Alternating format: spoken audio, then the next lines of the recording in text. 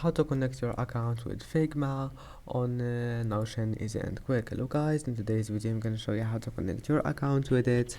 First all you need to do, just open your browser, and now once you're here, click settings and members, and then here we'll find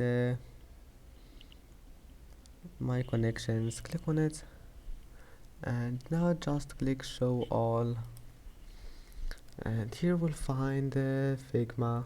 Here is it, and that's it. Then all you need to do, just click click connect, and now just enter your Figma account here, and that's it. I hope that can help you, and that's it for today's video.